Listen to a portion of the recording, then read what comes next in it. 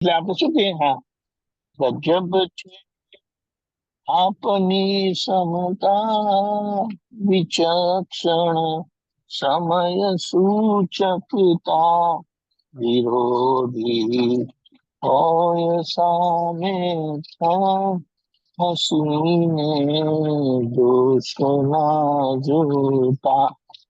આપણને જ્ઞાન મળ્યું, આપણને આખો વિતરાગ માર્ગ આપણા હાથમાં આપી દીધો, અને હવે કેમ કરીને એ વિતરાગ વિજ્ઞાન આપણી અંદર પૂર્ણપણે પ્રગટ થાય અને એનો સ્વાદ આપણને આવે. એના પ્રમાણ જે કીધા, તો પેલું તો કે 12 ક્રમ માર્ગમાં ક્ષમતા રાખો કહીને ક્ષમતા રહેતી નથી. ત્યારે અહીંયા આપણે આજ્ઞામાં આવી ગયા કે મારે સમય નિકાલ કરવો છે, તો ત્યાં આખી આખી આપણી વૃત્તિ, બધી શક્તિ સમય નિકાલ માટે વપરાય છે. એટલા માટે દાદાએ કીધું તમારે નિશ્ચય કરવાનો કે મારે સમય નિકાલ કરવો છે. ના થાય તમારે જોવાનું નથી. એટલે આખું આ વિજ્ઞાન આપણને જે રીતે મળ્યું છે એનો ઉપયોગ કરી જાણવાનો છે. અને એમાં ઉપરથી આ આપણને હોય, વિટામિન આપણને એક્સ્ટ્રા બળ આપે.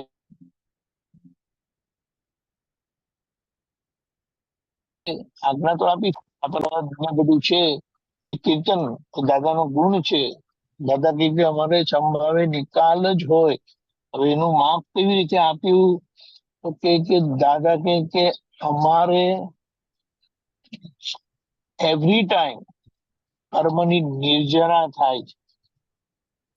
કોઈના થકી અમને દુઃખ પણ થાય, કોઈના થકી અમને તકલીફ પણ થાય, પણ અમે કર્મની નિર્જરા જ કરી રહ્યા છે. અમને કોઈ દોષિત દેખાતું નથી. એટલે છેલ્લા જયારે દાદાની તબિયત બહુ નાદુરસ્ત હતી ને, ત્યારે તે નજીકમાં બધા રહેતા હતા. કે દાખલો આપો કે રસિક કાકા અમુક વસ્તુ જુએ, અમુક તકલીફ પડે, દાદાને તો ખબર પડે ને, તો રસિક કાકા બૂમ પાડે. એટલે જેમના નિમિત્તે થતું હોય ને, તમે દાદાનું આમ નથી કરતા, દાદા તેમ નથી કરતા, દાદા તમારી સેવા બરાબર નથી કરતા, દાદા આમ કરે છે. દાદાએ કીધું તમારે મારી નિર્જરામાં હાથ નાખવો નહીં, નહીં તો દજાઈ જશો, આમ કરીને કીધું દાદા. એટલે આપણે શું કહીએ, જયારે આપણને કોઈની ભૂલ ખબર પડે તો આપણને એ દોષિત દેખાય છે, પણ દાદા એમને દોષિત નથી જોતા.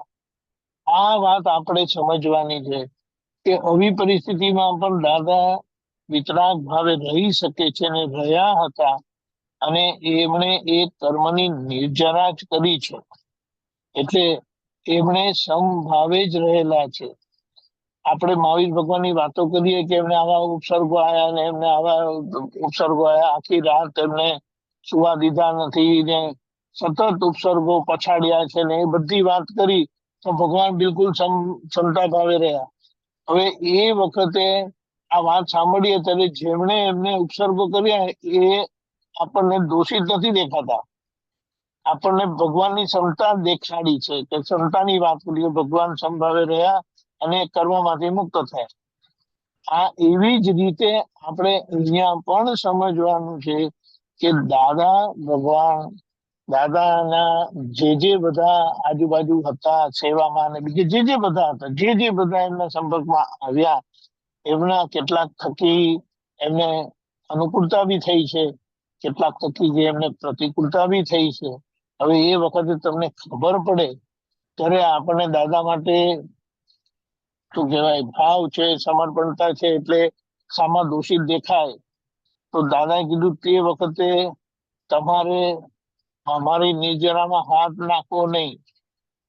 એટલે એમ કીધું એમને કે આ દર્શન કરી લો, કારણ કે ક્યારે આવું અજ્ઞાનનું આશ્ચર્ય કે જ્યાં સતત કર્મની નિર્જરા જ થાય છે એ તમને જોવા મળે છે, કે કેવી રીતે કર્મની નિર્જરા થાય અને કેવી રીતે આવા વિરલ પુરુષ સંભાવે નિકાલ કરે છે, કર્મની નિર્જરા કરે છે. અને આવું જુઓ તો તમને એ શક્તિ તમારામાં બી પ્રગટ થાય. હવે એ જેમને જોવા મળ્યું એ તો બહુ પુણ્યશાળી છે. એની સામે એની સામે જેમને આ નથી મળ્યું તો કે જ્યાં કવિરાજ નું પદ છે જેમાં દાદાનો જ આ સત્સંગ મુકાયેલો છે, તો એ દાદાનું કીર્તન છે, એમના ગુણોની આરાધના છે. તો એ ગુણોની ભક્તિ કે ગજબ છે આપની ક્ષમતા, તમારી વિચક્ષણતા, તો આપણામાં વિચક્ષણતા આવતી જાય, સમજણ આવતી જાય, સંભાવે નિકાલ કેવી રીતે કરવો એ સમજાતું જાય. સમય સૂચકતા એટલે કયા સમયે શું કરવું એની સમજણ આપણને પડે. અને એનું પરિણામ શું કીધું તો કે વિરોધી સામે હોય છતાં હસીને દોષ ના જોતા. એટલે ઘણું બધું બનેલું છે, ઘણું બધું બનેલું. પણ આપણે વાત કરીએ ને તો હવે જો કોઈ એમની વાત કરીએ કે આમના નિમિત્તે થયેલું તો આપણને એ નિમિત્ત દોષિત દેખાય. બોલીએ ખરા કે આના નિમિત્તે થયેલું, અને આ કહીને પણ એ આપણને દોષ, આપણી દ્રષ્ટિમાં એ દોષી દેખાય છે, કારણ કે દાદા માટે ભાવ છે. હવે દાદાએ તો એની નિર્જરા જ કરી છે.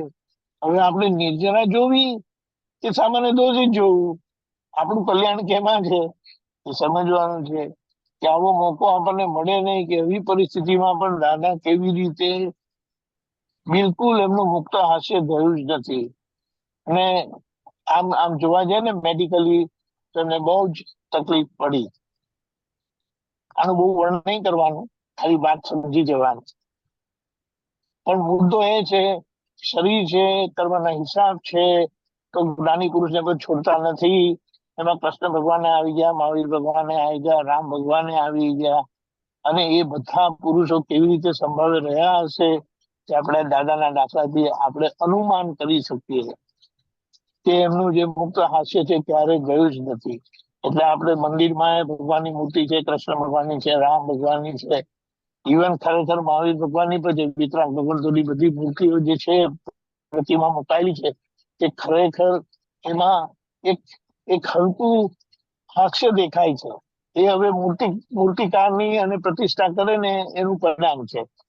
જે એક વખત આપણે એવું કહે છે કે સિમંદર સ્વામી ભગવાનના દેરાસરમાં દાદા ગયા હતા, અને એમ કે છે કે એમને પ્રતિષ્ઠા કરી હતી. એમને દેખાયું કે બહુ પ્રતિષ્ઠા પહેલા દાદા ફરી પ્રતિષ્ઠા કરી. તો એ પૂજારીજી જે ત્યાં હતા તે કે દાદા તમે શું કર્યું? એમ કે હું આટલા વર્ષોથી અહીંયા હું સેવા કરું છું, પણ આજ મૂર્તિ હસતી દેખાય. ત્યારે દાદા આજે મેં પ્રતિષ્ઠા ફરી કરી. એટલે આપણે સમજી શકીએ કે જ્ઞાની પુરુષ પથ્થરને જો જીવતા કરી શકે તો આ તો આપણે જીવતા માણસોની અંદર પ્રતિષ્ઠા થયેલી છે, એના યોગ બળથી આખું થયેલું છે.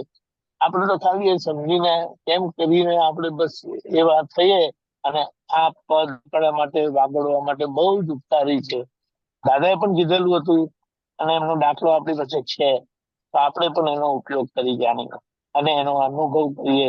એ જ આપણે દાદાનો અનુભવ કરીએ, અને જુએ લોકો જોઈને જ લોકોનું કલ્યાણ થશે. છેલ્લા દાદા એમને કીધું છે કે મહાત્માની ચરણ રજ જો આ જગતના લોકો માથે ચડાવે તો એમનું કલ્યાણ થશે. એટલે આપણે આપણું મહાત્મા પદ સમજવાનું છે, અને કેમ કરીને દીપે એ માટેનો આપણો આ પુરુષાર્થ દાદાએ આપણે જય સચ્ચિદાનંદ.